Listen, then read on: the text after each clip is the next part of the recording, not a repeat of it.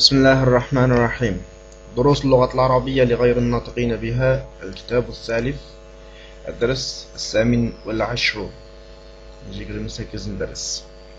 Bugün derste so'zlab o'tmoqchi bo'lgan, o'rganmoqchi bo'lgan grammatika mazmuni maf'ulun lah yoki maf'ulun li ajlihi deb qo'yamiz.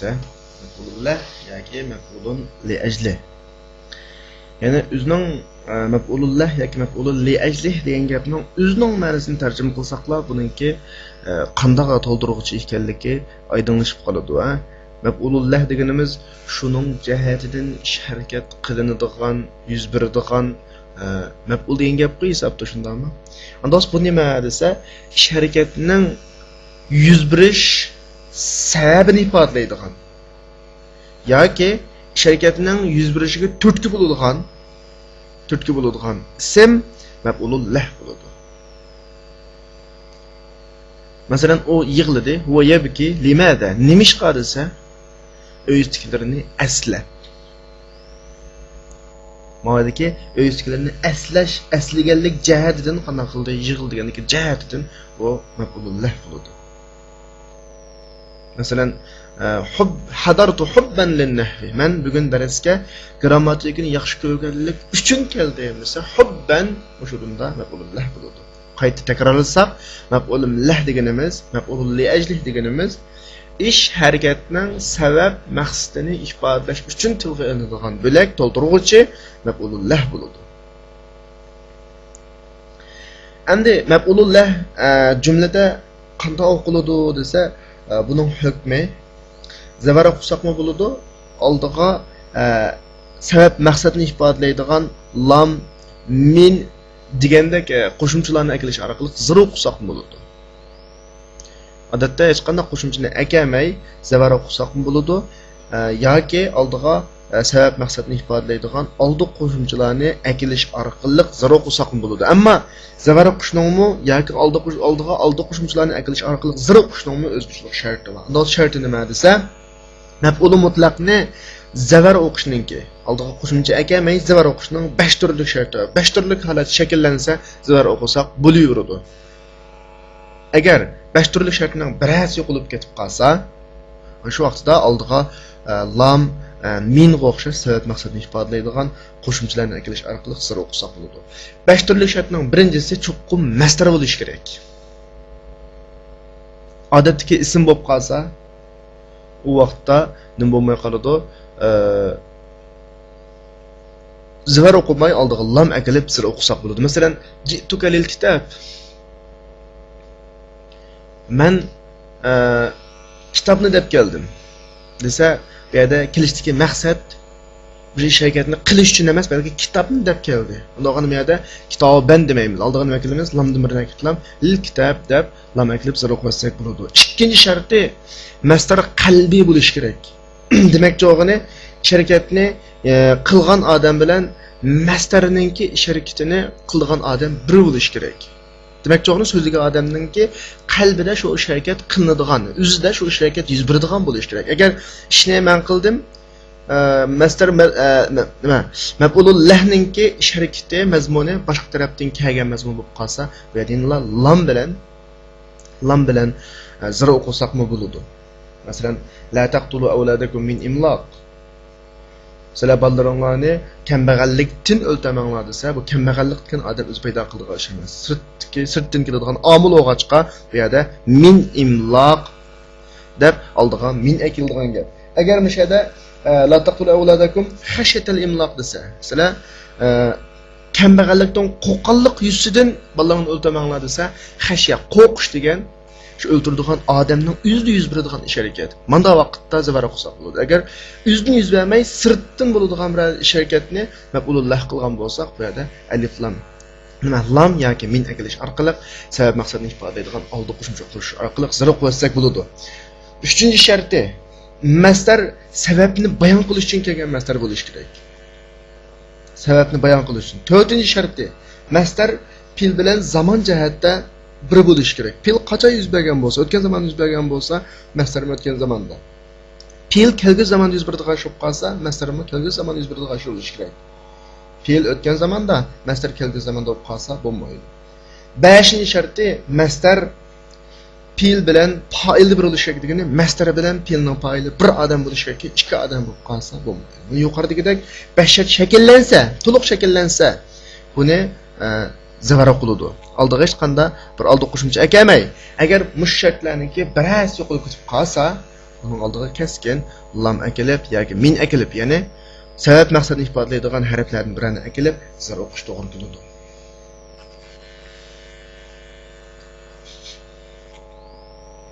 Endi yuqorida aytdik-ku 5 turlik sharti shakllansa buni zo'r o'qiydi ekanmiz deb. Endi zo'r o'qish deganlik ya'ni keskin zo'r o'qilish kerak deganlik emas.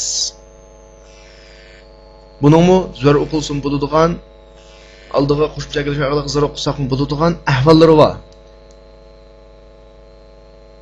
Birinchi ahvol maf'uli mutlah, maf'ulullah, maf'ulul li ajli alif lam ve izafatın hali boz degani üstüde alif lamı bo'lmasa, izafat mı bo'lmasa, yani o'zi muzaf mı bo'lmasa, bunda ko'pincha ahvollarda zavara qo'shaq bo'ladi. Allohga hech qanday qo'shimchani emas. Masalan, darabti ibni ta'diban.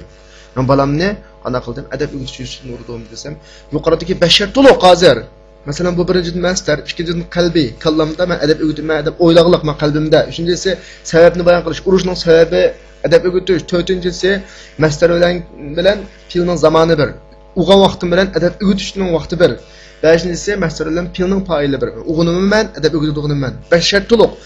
Ammo qarab baqsaq ta'diban degan alif lam yo'q, izofatni bo'lmaydi. Buningdagi 95% ahvolda buni zo'r o'qilsa bo'ladi. Ammo zir o'qisaqmi bo'ladi. Darabtuhu lit-ta'dib deb. Talaqa zo'r o'qiladi deganlik faqat zo'r o'qilmaydi deganlik emas, ha. Zo'r o'qisaq bo'ladi deganlik bo'ladi. Oldiga lamni kelib zo'r o'qisaq bo'ladi. Bu birinchi ahvol. Yoki alif lam bilan bo'lib qolsa, alif lam kirib qolgan bo'lsa, maf'ulullahga buni ko'pincha zo'r o'qisaq bo'ladi, zo'r o'qisaqmi bo'ladi. Ko'pincha zo'r o'qiladi, zo'r o'qisaq bo'ladi. Ko'pincha ahvol zir degan gap, aniq tushunib olaylik. Masalan, darabtu ibni lit-ta'dib madika ta'dibanda nima alif lam bo'lg'achqa lit-ta'dib o'qisaq bo'ldi. Darabtuhu at-ta'diba deb zo'r o'qib qo'ysaq bo'ldi. Ammo ko'pincha zo'r o'qisaq yaxshiroq lamni kelib. Uchinchi xil ahvolda maf'ulullah muzaf bo'lib qolgan ahvolda buni zo'r o'qisaqmi yoki oldi qo'shilg'ich sabab maqsadni ifodalaydigan oldi qo'shilg'ichni orqali zo'r o'qisaqmi o'xshash, hech qanday farq yo'q. Mana bu maf'ulullahninki umumiy ahvoli. Endi bugun darsdagi ulullahdan boshqa ikkinchi grammatik mazmun hurufut tahdid deb qo'yamiz, qiziqtirish harflari. Harakatni qilishga qiziqtirish harflari. Bu harflar arab tilida halla, alla, lauma, laula qatorliqlar. Bu harflar fe'l mudoriga kirib qolsa, harakatga qiziqtirish uchun bo'ladi. Masalan, halla tazurani, meni yo'qlabmi qo'ymamsiz? Yo'qlasangiz olmamdi deganda kelgusi harakatga intildirish. Agar mazin ustiga kirib qolsa, o'tib ketgan harakatlarga qanday qilish? Pushaymon qildir. Masalan, hallajdahatda. Tirsam olmamdi. Endi pushmon qilasan mana. Degandek ma'no ifodalaydi. Mushuni tushunib olsak bo'ladi, ha? Ne harfi tahdid va harfi tandim. Qiziqtirish va pushmon qildirish harflari. Bu faqat o'tgan zamonga kirsa pushmon qildirish, kelgusi zamonga kirsa qiziqtirish. Boshqa grammatika jihatda buning cho'ng ta'siri yo'qmi shu? Faqat qiziqtirish va pushmon qildirish degan alohidlikni bilib olsaqlar bo'ldi. Bu nuqtalar qilganlarga tushunish bo'lgan bo'lsa, darsning tekstini o'qib, tarjima qilib, tahlil qilib beraylik. Lima tanzuru fi sa'ati 2000 ba'da 2000 ya Adnan. إنما أفعل ذلك خوفا من فوات الموعد فإن لي موعدا مهما مع الطبيب بعد قليل. هل غبت عن هذه الحصة؟ كان بإمكاني أن أستأذن المدير في الغياب عن هذه الحصة ولكنني حضرت حبا في النحو. زادك الله علما. هكذا يكون الطالب المثالي، إنما يدرس رغبة في العلم لا رحبة في الامتحان. اقرأ الآيات يا إبراهيم بعد الاستعاذة. ولا تقتلوا أولادكم خشية إملاق نحن نرزقهم وإياكم إن قتلهم كان خطأ كبيرا. يجعلون أصابعهم في آذانهم من الصواعق حذر الموت تتجافى جنوبهم عن المضاجع يدعون ربهم خوفا وطمعا ومما رزقناهم ينفقون يا أيها الذين آمنوا لا تبطلوا صدقاتكم بالمن والأذى كالذي ينفق ماله رئاء الناس ولا يؤمنون بالله واليوم الآخر يدخل المراقب ومعه ظهير.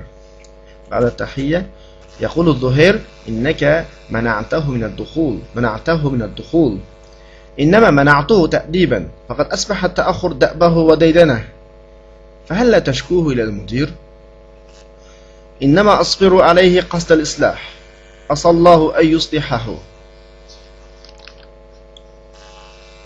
لما تنظر في الساعة 2000 بعد 2000 يا أدنان ساعتك أرلاب نميشون قريسان demek çoğunu 2000 بعد 2000 bu turaqlıq ibara pat aralab yeniş deyə mənada İnnema af'alu zalika khawfan min fawat al-maw'id mən şunu deyib qoyğan vaxtның ötüb ketişindən qorxub şuna qılatıman faqatlam şunu deyib qoyğan vaxtның ötüb ketişindən qorxub qılatıman khawfan maf'ulullah hada zavar qulu çünki bashar tuluq masdar ikinjidan qalbiyya üçüncüdən səbəb dördüncüdən zamandı bir beşincidən fa'ildi bir fillan fa'ilda ortaqlıq ega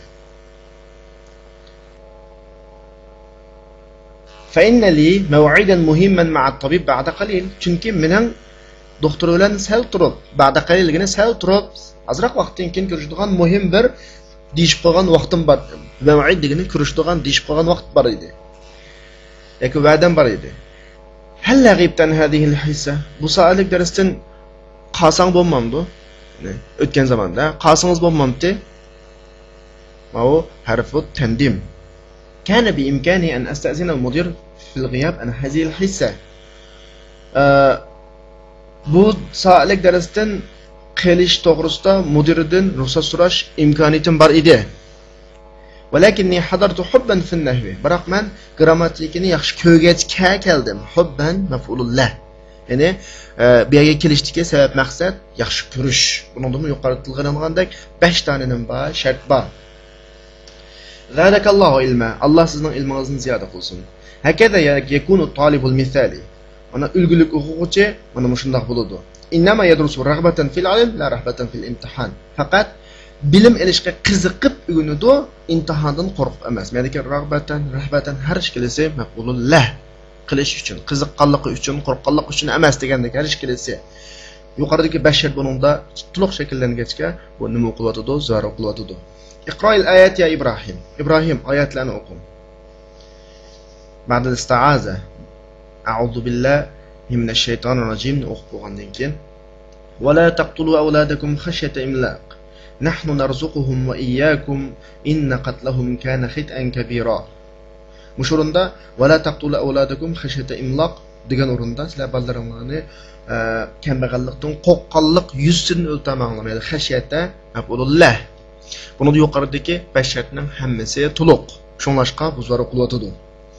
Yaj'aluna sabi'ahum fi adanihi min as-sawa'iq hadar al-maut. Ya'ni hadar al-maut. Ular o'zlarining barmoqlarini quloqlarga chaqmoqdan o'limdan qo'rqqanlik yuzidan tiqib oladi. Mishada hadar al-maut degani maf'ul mutlaq. Ya'ni o'limdan qo'rqqanlik yuzidan. تتجافى جنوبهم عن المضاجع يدعون ربهم خوفا وطمعا ومما رزقناهم ينفقون.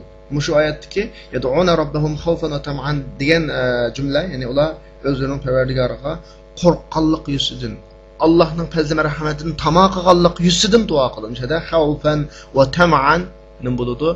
Maf'ulullah bo'ladi. Ya ayyuhallazina amanu la tubtilu sadaqatikum bil manni wal adha kalladhi yunfiqu malahu ri'a an-nasi wa la yu'minu billahi wal yawmil akhir. Ya'ni ki yunfiqu malahu ri'a an-nas degan jumladagi o'zining melini kishilarga riyo qilish yuzidan, riyo qilganlik jihatidan. O'shada riyo an-nas maf'ulullah bo'ladi, maf'ulullah. O'zining mollarini, pullarini kishilarga riyo qilish yuzidan qanday qiladi? Chiqim qiladi o'sha. Riyo an-nas maf'ulullah. Nazoratchi kiryotdi, nazoratchi bilan Zuhair billiba. Ba'da tahiyya, salomdan keyin Zuhair deydi: "Innaka mana'tahu min ad-dukhul." Zuhairning deyishicha siz uni kirishdan cheklabsiz, kirishdan to'sibsiz. Innama mana'tuhu ta'diban, faqat asbaha ta'akhur da'bahu wa daydana. Ma uni adablash yuzidan chekladim. Innama degani faqatlam degan. Faqatlam uni adablash uchun chekladim. Chunki kechikish uning odatiga aylanib qoldi. Da'ba huwa deydi har ishkilasi odat, ahvoli degan ma'noda. Ta'diban ma'runda nima? Maf'ulullah, ya'ni adab o'g'itish uchun, adablash uchun. Fa hal la tashkuhu ila al-mudir. Uni mudirga shikoyat qilmamsiz, balki fa hal la tashkuhu deki qiziqtirish harafi. Qilsangiz bo'lmamdi. Mudirga desangiz bo'lmamdi degandek ma'noda. Harfut tahdid. Innama asbaru alayhi qasd al-islah. Men faqat uningga bu yaxshilash maqsadi yuzidan sabr qilyapman. Qasd al-islah nima maqulullah. Uni yaxshilash, isloh qilish yuzidan isloh qilishni maqsad qilgan yuzidan sabr qilyapman. Asallahu ay yuslihahu. Alloh balkim uni isloh qilishi mumkin. Va axiru da'wana alhamdulillahi robbil alamin.